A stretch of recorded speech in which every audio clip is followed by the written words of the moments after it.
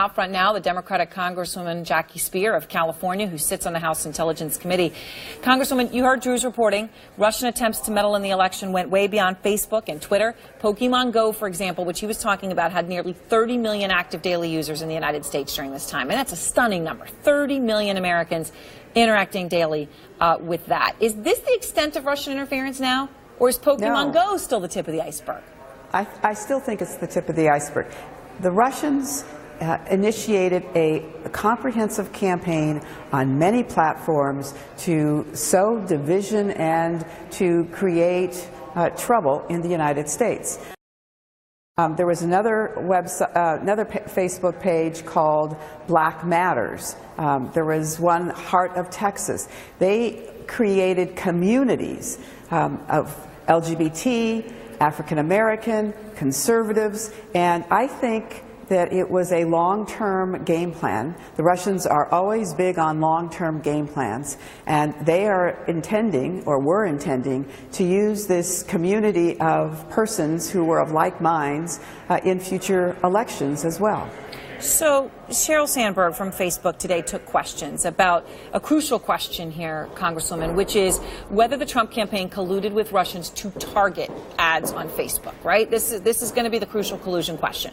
She was asked by Mike Allen of Axios whether there was any overlap in the Facebook users targeted by Russia and the Trump campaign, and here's what happened. What have you all learned about the overlap in targeting between the Trump campaign and these Russian accounts? Targeting on Facebook is broad. It's used by everyone in manual review. But have you found any overlap between the Trump campaign and these Russian accounts? Well, targeting is something everyone uses, and it really goes to the heart of what targeting is. But the Trump campaign and the Russian accounts, you don't know, or you won't tell me? When the ads get released, we will also be releasing the targeting for those ads. 3 times. She didn't want to answer the question. Why do you think that is, Congresswoman? Well, I actually met with Sheryl Sandberg today, and her message was very clear to me. We want to work with Congress. We want to work with the intelligence community. Tell us how we can be helpful. So are they going to give you all of the targeting, so you are going to be able to analyze this yourself, whether there was overlap? I think they're going to give us everything that they have.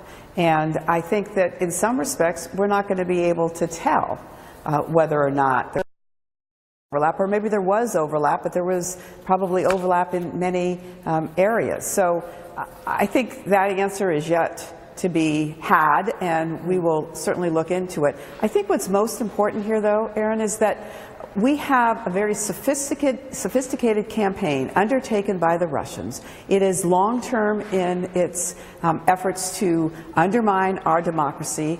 They were intending to sow discord. They were intending to use this universe for a long time in the future. Congresswoman, I want to ask you about something a source is telling Vanity Fair, saying President Trump's former chief strategist, Steve Bannon, says there's only a 30% chance that Trump finishes his full term. Do you agree with Steve Bannon? I actually do agree with him. I've said this for months. I don't think that President Trump will complete his 4-year term. And I am one of those who believes that it is incumbent on the Vice President and a majority of members of the Cabinet to assess the President's ability to do the job and, if necessary, to invoke the 25th Amendment. Which, of course, is what Steve Bannon is saying is going to be the reason for Trump's being removed from office, not impeachment. All right, thank you very much. I appreciate it, Congresswoman.